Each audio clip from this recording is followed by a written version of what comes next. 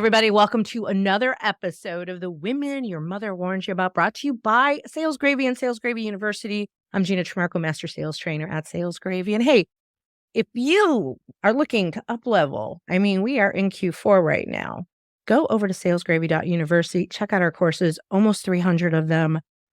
Live instructors on demand. I have a brand new course, Selling with Confidence. My guest today has courses. We'll talk about that in a little bit. Let's just jump into the show and welcome someone who has not been to this show yet in all this time that I've been at Sales Gravy. Don't know why. Maybe he's afraid of women who your mother warned you about. He's got an Italian mother, so I think, right? So I think he should be ready for this. I was amiss in not having him here sooner, but he is a busy guy. So let's welcome Keith Lubner from Sales Gravy to the show. Welcome, Keith. Hey, Gina. I don't know why we haven't done this before, but I don't know, maybe I was afraid. Maybe I saw the title and I said, I don't know if I want to do this. I don't know if I want to run through that gauntlet there. I saw other people make it through, and people have survived and talked about it. And some people are missing. So I'm not quite sure what was going to happen here. So we'll see. Our fearless leader, Jeb, made it through this show several times, which is how I ended up at Sales Gravy. So something must be working with it. But for people who don't know who you are, if you could just give us a quick introduction on who you are, your role at Sales Gravy, and what got you to Sales Gravy. I'm curious. I don't even think I know that story.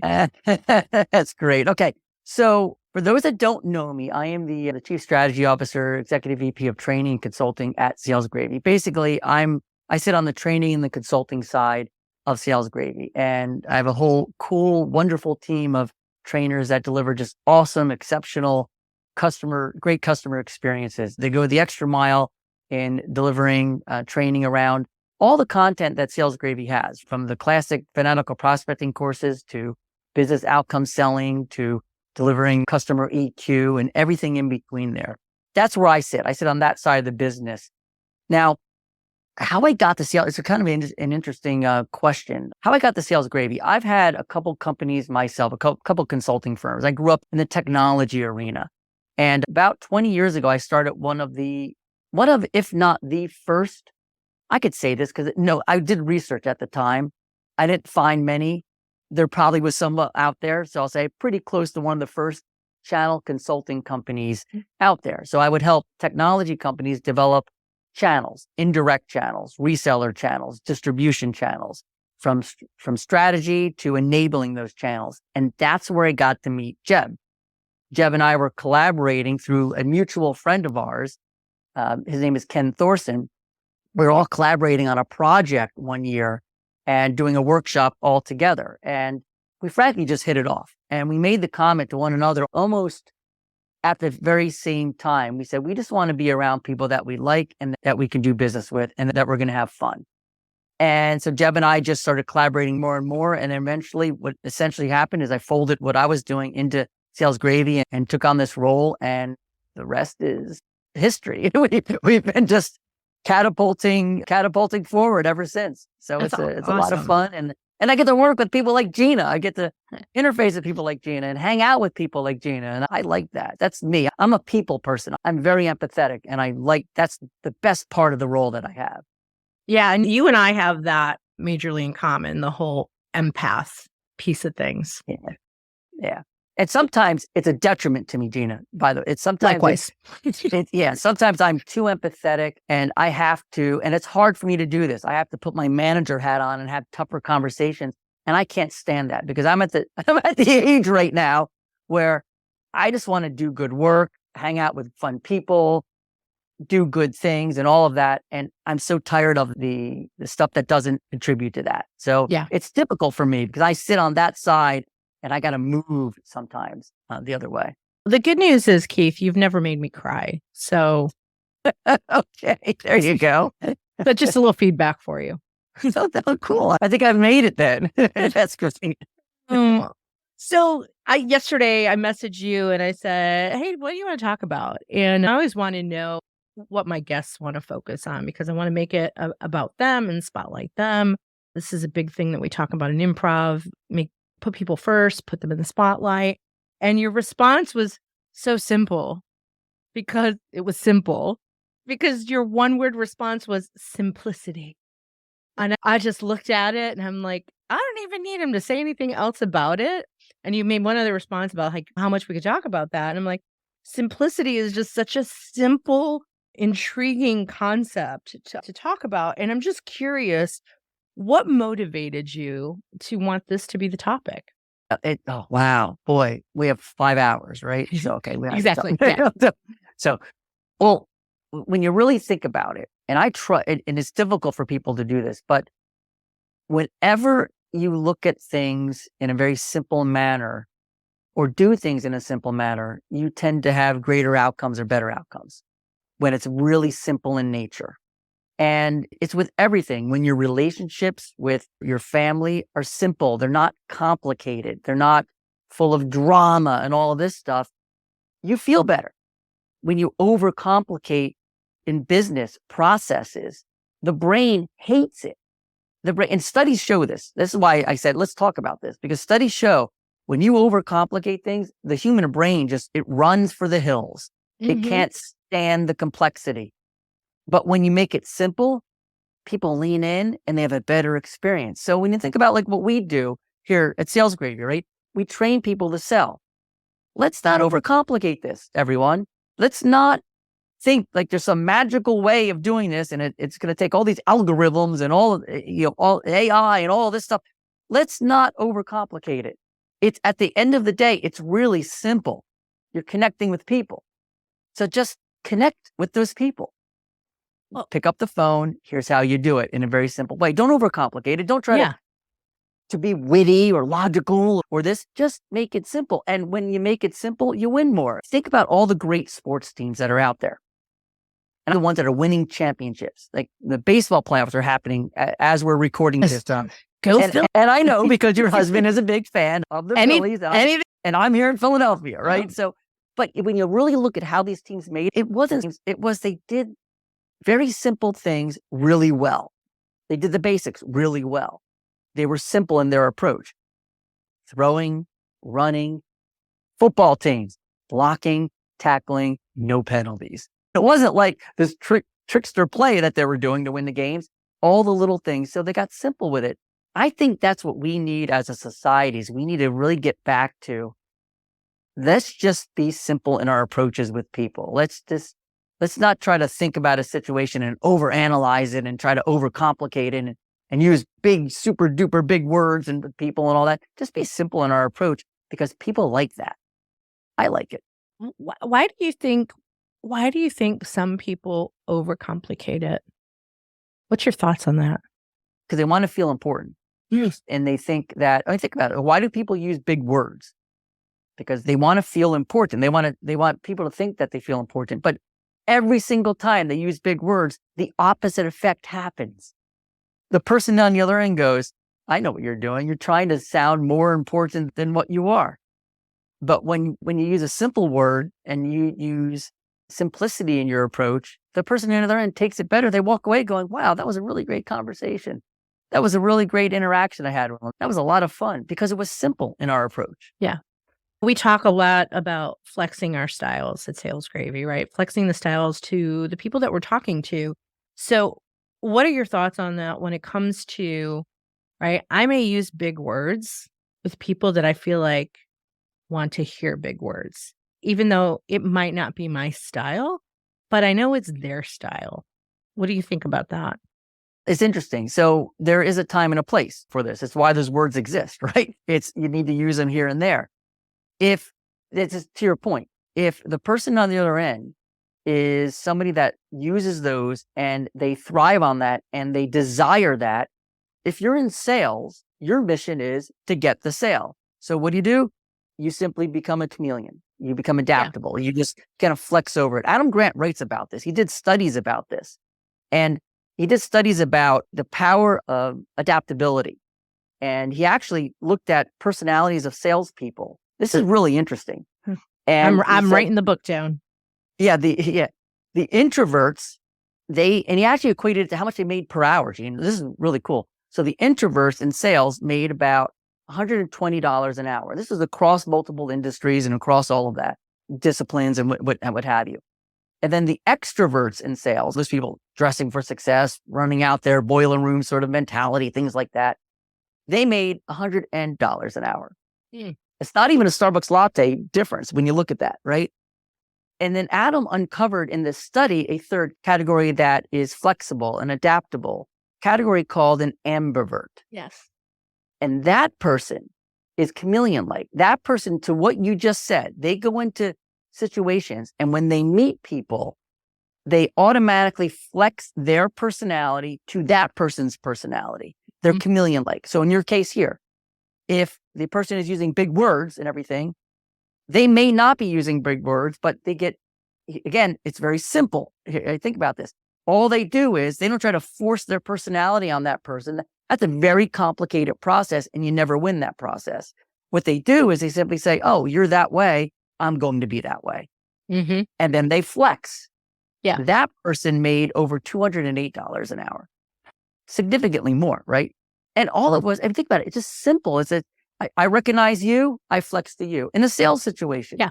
I'm not saying you disregard who you are as a human, your core tendencies, but if you're in sales, your mission in sales is go get the sale, right? A way of doing that is being really simple in your approach and just flexing to people. If you just flex to everybody you meet, you'll win way more often than you'll lose. You remember the story about the client that I recently landed based on putting a display of Philly paraphernalia in my background. Great example. Right? Yeah. Very simple. I had all the hats of every team in the background on a call with people from many companies, not just this company in particular. And that engaged a conversation. And next thing, they're a client of ours. And last week, I had a meeting, an alignment planning meeting with their team. And for the first time, the CEO joined the company. And he was super quiet the whole time. And I'm trying to read him because I haven't met him ever. And here he is on the call. And at one point I said, boy, you're really quiet. Is there any thoughts that you have? Any questions that you have? He's like, no, I'm just here to see where my money is going. And I said, fair enough. He's like, and I got to tell you, you operate the way we do. You sent out a meeting agenda this morning. That's how we do things around here. I didn't know that about his personality going in. I didn't know he was going to be there, but I had spent enough time with senior leadership to understand the culture of the company enough that I'm like, you know what? I think I better send out an agenda, which is not something I normally do ahead of time. I'll state the agenda on the call, but I typically don't send an agenda. And in this case, my gut said, send an agenda, not even knowing that stakeholder would be there. Yeah. And think about the process you went through on that. You were flexing to them. You were flexing to them. And that's what I'm getting at with when you think about sales in general, right? Think about personalities and sales. And we tend to like, oh, let me analyze that person and figure out the tactics. And this is what it's really quite simple when you think about it. If they're that way, you become that way. Let's talk a little bit more. I want to dive a little more into simplicity in sales, but also customer experience in culture. There is a company called Siegel and Gale. I don't know if you're familiar with it. They created something called the Simplicity Index. And this is a yearly ranking of brands with the least complicated experiences. There you go. Okay. And their research has drawn some compelling conclusions about the impact of distilled experience. So I thought you would really love this. Simplicity drives love. 64% of consumers are more likely to recommend a brand because of a simple experience. Yeah. What do you think of that? Oh my gosh. Oh, I'm going to read that. I'm going to go right. Think about this. It's most of the time when people respond, like, why are you doing business with that company? Why are you doing business with that company? Most of the time, the response is, wow, they make it easy to do business with them. Most of the time, it's that they make it easy for us. And then think about this. If you make it easy, you're not causing like the brain to go haywire and crazy on the end. You're making their decisions so much easier. They're not going to want to leave you if it's easy. You're making it really difficult for them to leave you because it's easy. I do business with them because they make it easy for me to do business with them. And if you think about this from a sales perspective, you and I and our whole team, we work with salespeople and leaders and individual contributors and how they're selling. And so much of what I see is that the sales process is complicated. I audit people's calls and I can hear it in the voice and see it in the eyes of the buyer that they're like, I just can't wrap my head around how to do this. We don't have time to do this, especially in tech. We don't have time to go through your onboarding. Like they can't wrap their head around how to become your customer because we haven't painted the picture of how easy it is to become the customer. Do you have any advice on that for salespeople? Like, how can you get past that objection, which is really, I don't know how to become your customer objection? Yeah, it's an interesting comment. Again, I go back to simplicity. Just put yourself in their shoes. Look at it from their perspective. Best thing a salesperson can do whenever they're prospecting or at a discovery meeting is slow down to speed up. And what I mean by that is slow down, take a look at it from their perspective. Just envision it just for a minute. What's important to them? Why would they want something? And then when you do that, you automatically are aligning to them. You're automatically aligning to what they want. You're automatically creating a great customer experience for them when you stand in their shoes. The problem most salespeople experience is that they never do that. They never take that leap into the person's shoes. They get into the mode of, I got to sell this person. I got to sell this person. And the reality is this. And I know I'm going off on a little tangent, Gina, but the reality this is what we do here. It's good. Nobody likes to be sold to. Nobody likes to be sold to. You don't like it. I don't like it. Nobody likes to be sold to. They want to be heard. They want to be understood.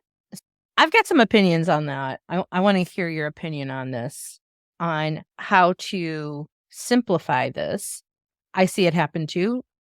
Salespeople don't often put themselves in those shoes to understand it. My opinion is that in their discovery process, they don't spend time really listening and having an open, simple conversation that has nothing to do with their discovery questions. That's my opinion. My goal on every discovery call is if I can get them to talk for 20 minutes based on one question I ask, it's gold. This is where I feel like is one of my positive attributes that I can get them to like pour out their hearts, that I can really understand their pain. What are your thoughts? Oh, and it's human nature for anyone. It's not just in sales. It's just anywhere, right? Think about this. Statistics show that listening accounts for over 40% of a person's job performance. 40.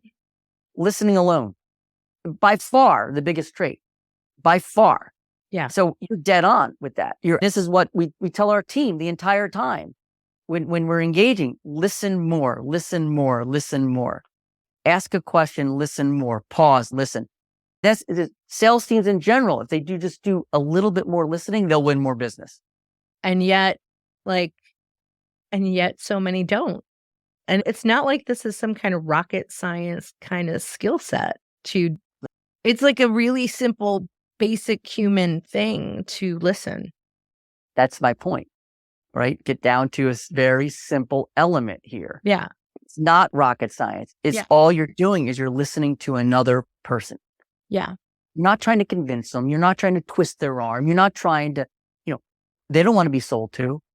But we salespeople in general have a tendency to come at it with, I know my stuff. I'm going to tell you what you need, right? There's a time and a place for a recommendation after you've listened. Mm-hmm. There's a time and a place for all of that after you've listened. Just listen and you'll up your win rates. It's a very simple thing. I think sometimes the lack of listening might have a lot to do with insecurity about maybe product knowledge. Maybe you don't feel as secure about it, so you overtalk it. Insecurity in your own abilities as a salesperson. I think a lot of those things get in the way. I'm going to throw another random fact at you. Simplicity drives sales. This again comes from the simplicity index. I think you got to go look that up. Yeah, I'm going to. I'll probably put it in the show notes too. So 55% of consumers are willing to pay more for uncomplicated experiences. Just saying. 55% of consumers are willing to pay more for uncomplicated Yeah. experiences. I buy that. Yeah. One of the top companies that came up in this index was Netflix. So if you think about it, like Netflix makes it really easy. Of all the different streaming services out there, I've been a loyal customer to Netflix. And we've talked about this as an example in selling the price increase. Mm-hmm. Even though they keep increasing their prices, I keep paying because it's so simple to use it. Yeah, because we feel good. We feel at ease. We're not going through all this stress, this cognitive stress around the experience. It's Yeah. an easy experience, and we desire that as humans. We desire those easy experiences with things like that. In some regards, think about how Apple built their business. Simplicity all the way through. Now, do you get frustrated every now and then when you're trying to do an update or with it? Yeah, but like when you first get a computer with them, it is out of the box, open up the computer, and you're basically go. And years ago, with computer companies, it wasn't like that. They looked at it like, we have to make this experience super easy for people, super simple for people, Yeah. not Well, complicated. I'm so happy you brought up Apple. I have another stat for you. Since you love stats too, so it's perfect. 1% of consumers admit they would switch to a competitor with an easier experience. So it's critical for businesses to prioritize simplicity and earn customers' trust and loyalty long term. So they use Apple as an example. When Apple first introduced the iPhone in 2007, it didn't have a copy and paste function. BlackBerry offered it, but remember the Blackberries? I used to call it Crackberry. BlackBerry offered it, but Apple decided it wasn't necessary and shipped the phone away and sold millions of devices. It was a simple device for their customers to use. Limiting functionality was not an easy decision for the team to make, but it showed how simple wins customers. Yeah. Yeah. That's an interesting stat, though. If you think about Right? it. 61. So it's a majority of people, when Yeah. you're uncomplicated. Now, that's the customer experience, but think about it. It's uncomplicated with your approach to dealing with people. Let's go back to what you said in the beginning, right? Big words, complicated words. It causes this cognitive function, this stress in somebody's head. Like, big words. What does that word mean? What does this mean? What does that mean? They don't want that. They just want to know, like, give me the lowdown. Like, what's happening? Help me understand what is this going to do for me?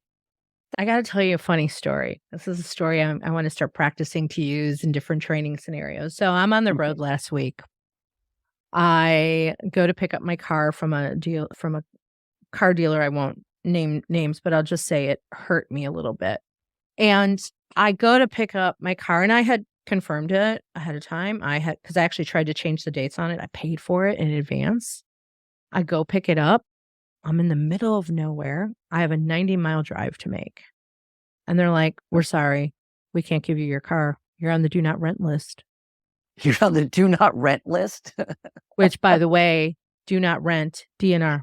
They're not, you're basically dead to them. Could not give me an answer. Just wrote down a phone number on an index card.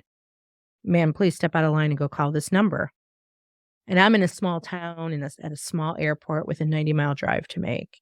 So I start to make the call, and I'm being thrown through the phone loops. And then I'm like, I better just first go find another car. So I'm going from desk to desk, sold out. I finally find a minivan. I'm like, I'll take it. I get that situated. I call back to find out, what is this do not rent list? Why am I on it? What happened? I literally am calling the suspension line. And they're like, "Yeah, you willfully damaged a car last year." "What car? Where was I? What are you talking about? I rented one car last year." I'm like, "We can't tell you that. You're going to have to call the claims department." I call the claims department. They're like, we need a documentation number for the last car you rented." I'm like, I don't know.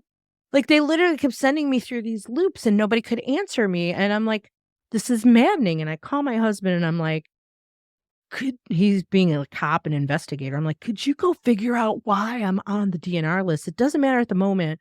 I just need to get a car, and I need to get my money back, which was a whole other customer service nightmare. Still don't know why I'm on the list. My husband's made about 10 phone calls, has gone through phone loop after phone loop. I go do a Google search on like, what does this mean? Do not rent list. And this is a common thing in the car rental business, believe it or not, where people end up on this list and can't get off it, can't get answers. It's a complicated process. And ultimately, you know what happens? The customer is no longer your customer. Yeah, that's right. Because it's so complicated. And I'm like, this is sad. This is sad. Like, they just don't care? I don't know. No, absolutely. You hit the nail on the head. It was the complicated process that they brought you through. And your frustration levels just boiled up, and then went over. Right? All because it wasn't simple. Wasn't simple. How could they have changed that, Gina? Let's give the listeners here. How could they have changed that? It sounds simple, and yet it gets overcomplicated in these layers, right? Equipping your people, right? So you've got front-facing people who are standing there. Oh, no, you're on the list. That would be a simple, in my mind, putting the notes in there. This customer is on a do not rent list because ABC. And these are the next steps they can take to get off the list. That would be step one. Let's say they don't do that. They send me to make the call. Well, the person I'm calling should then have those answers and tell me how to get off the list. They weren't equipped with that information. They sent me to the next line. The next person, here's your chance, third time. This person should be equipped and empowered to provide you with the answers to not lose you as a customer. Those are simple strategies to me. I don't know. What do you think? Yeah, it's what you're outlining there. You're outlining a couple different things. You're outlining the people aspect of it, and you're outlining the process aspect of it, right? So people and processes run companies. So with the people, you can have all the best processes in the world, but if you're not instilling that attitude or culture with the people, processes don't go anywhere. So it's two prongs here that you have to absolutely nail. Make the processes simple, and then empower the people to do the right thing in situations like that. The last part of this is probably a leadership, thing, right? Because you need to empower the managers to let the people know that it's okay to make mistakes. It's okay to make decisions. It's okay to try to do the right thing.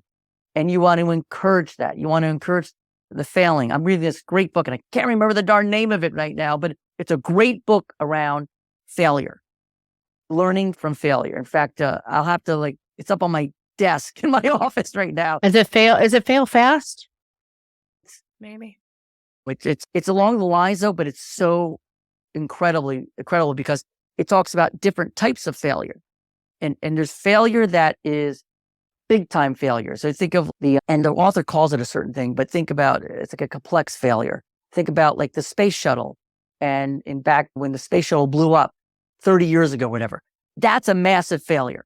That's a failure you cannot come back from, basically. That's a huge, lives were lost, all of that.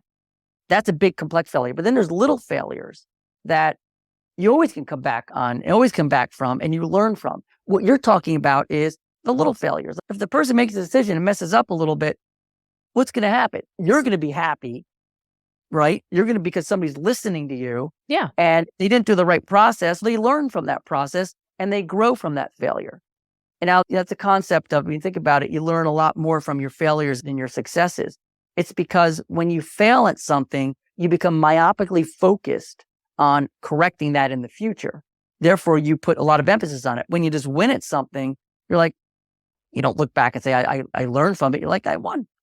Best teams do this. And it's so it comes back to a cultural thing, right? It's okay to fail. Just don't fail big time.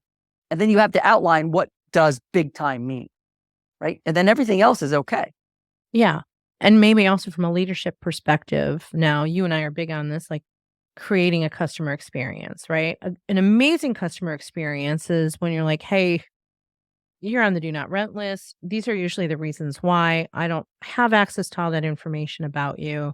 Here's some next steps for you, because I know you need a car and you're in the middle of nowhere. You know, Uber does run from here, like some kind of like, give me something to walk away with. Like you see my face, I'm like, I got a 90-mile drive. And that's it. We're shut down. Here you go. Get out. Imagine the difference you could make in just giving me some other solutions where I'm like, you know what? Still not happy with them, but they did the best that they could to give me a solution in the moment, and then I can go work it out with them. Yeah, you stepped into their shoes and you looked at it from their perspective. That's what they need to do, right? Yeah. You know, step into Gina's shoes and sit on the other side. Like, how would you feel in this moment here? Right. And then start articulating. Now, are you going to solve it right there? No, but you're going to make Gina feel better. And if she feels better, isn't that what you want from a Yeah. customer experience perspective? Yeah. And that probably would have at least kept me considering my loyalty to that company. Right. And right now it's like, they're not even giving me an option to be loyal to them because they won't rent from me. They won't let me rent. So I can't even give them a second chance. They won't let me give them a second chance. This is what's maddening. Yeah. And this simple approach again. I'll give you an example of yesterday. This happened. I ordered some golf related merchandise, ball markers, if you will. Mm-hmm. And I had some sayings put on the ball markers and all of that. I want to give it away to clients and all of that. And I ordered it last week and it came yesterday. And they spelled, this is so funny. They spelled the saying on the back end. So it's a ball marker that has two sides. And one side I had the Sales Gravy logo. And on the other side, I wanted them to write down, this is so funny. I wanted them to write down, pipe is life.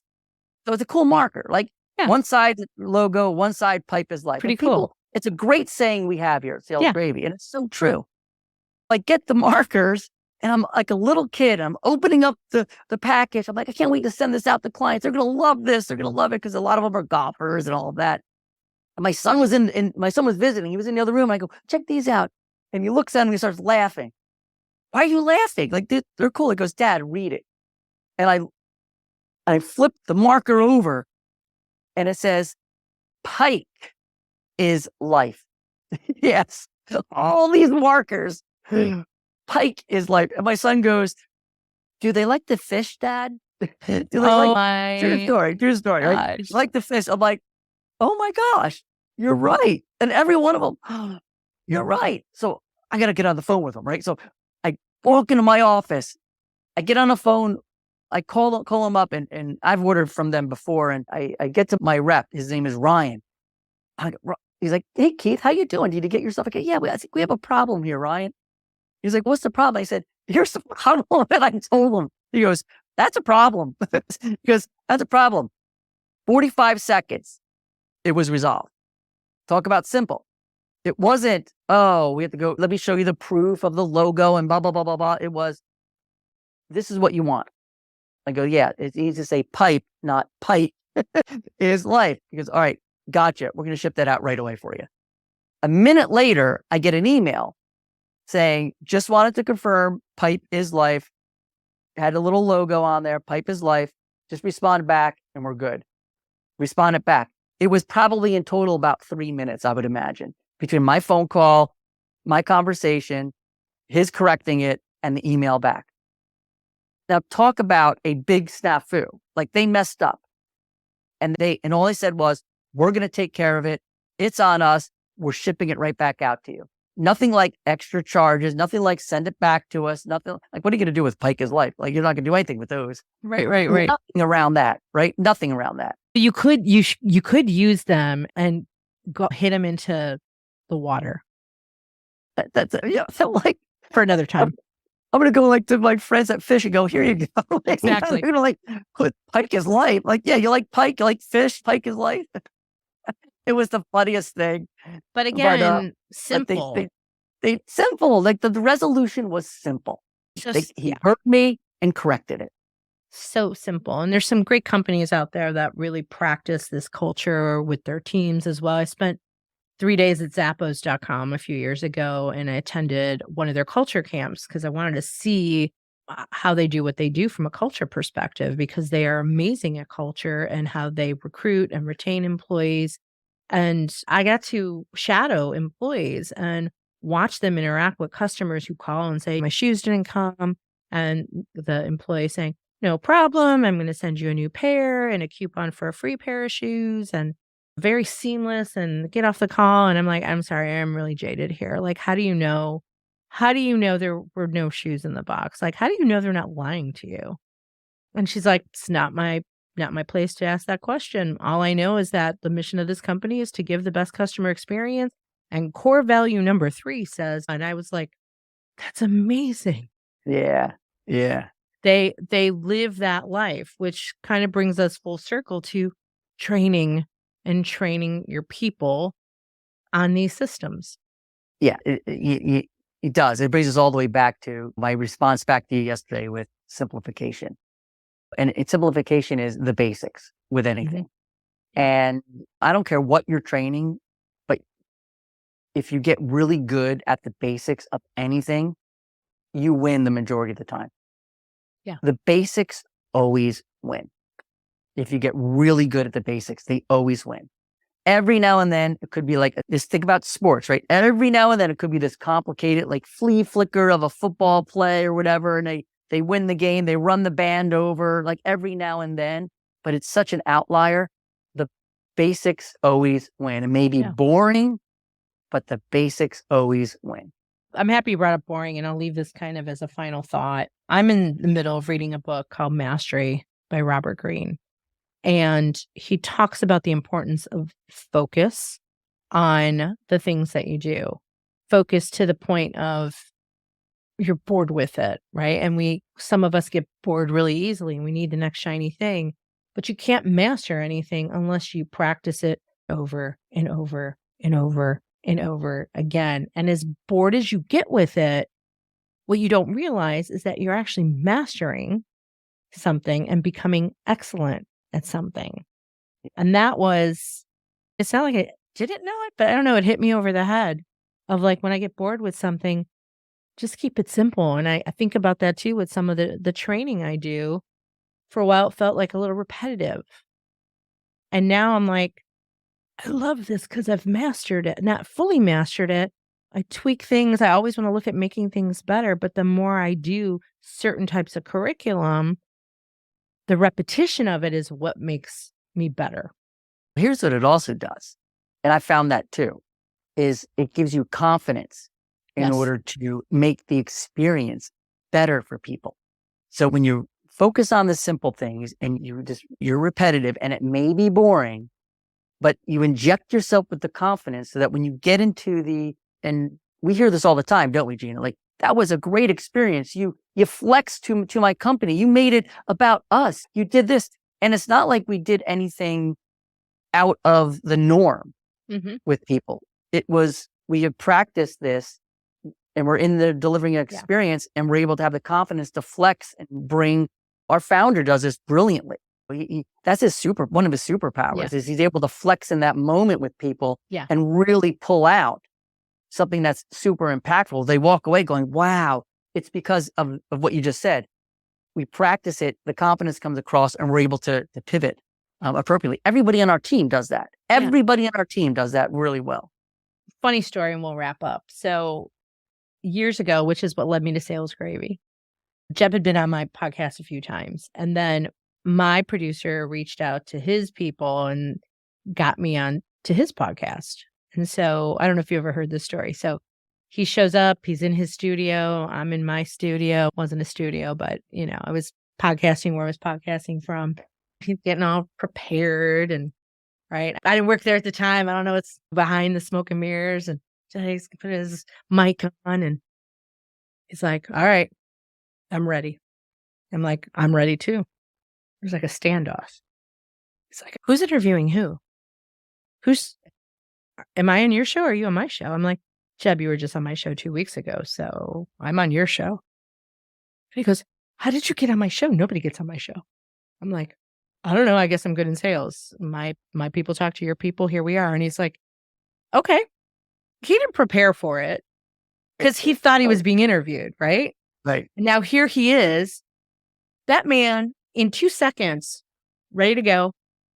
And it was brilliant because my insides were like, right? Like anybody would, I'm like, oh my God, he doesn't want me here. I've just interrupted his day. I feel terrible. But he was so masterful at rolling with an interview that he did not prepare for, that you would, the second he rolled into it, all of a sudden I was like, I don't feel so Yeah. bad. He just pivoted that quickly. And that's sort of the point here, is that you got to be able to do that. And you got to keep it as simple as possible for people. Yeah. That's exactly right. That's a good ending story, Gina. Yeah, I can't that one. I'm sorry. I thought you would enjoy that. This was a great conversation about simplicity. How was your first experience on the Women Your Mother Warned You About? It was flawless. It was Yeah. simple. Hmm. It was comfortable. Think about our interactions. We made it comfortable and simple. My Perfect. brain is not going haywire right now. Like, this was fun. This was a lot of fun. Good. Good. Maybe now you feel confident enough to come back and you know what you're walking into. I will. Yes. It's not as intimidating as people think. They don't think that. They don't think that. They don't think that. Some people do, not everybody. Awesome. Thank you for taking the time to be here today on the Women Your Mother Warned You About. Thank you for being you, and thank you for all that you do. So Thank you. glad to be here. Awesome. Well, it's time to wrap up this show. Thank you to our listeners for listening to the show. And you can watch this on YouTube now. So go check that out. Real easy to go to womenyourmotherwarnedyouabout.com, and then you can find our YouTube channel and our social media channels. Also check out salesgravy.com. And of course, Sales Gravy is our sponsor. So you have to go check out salesgravy.university. There is nothing like it. And I know I might be a little biased, but there really is nothing like it. Someone yesterday asked me for an opinion on somewhere to send his person for live sales training in person because he's old school. Yeah, I went down a path to do some research for him. I'm like, there's nothing out there. I'm like, and I sent him to Sales Gravy because we have the best value for what we provide. So go check that out. Thanks for listening, and we will see you next time.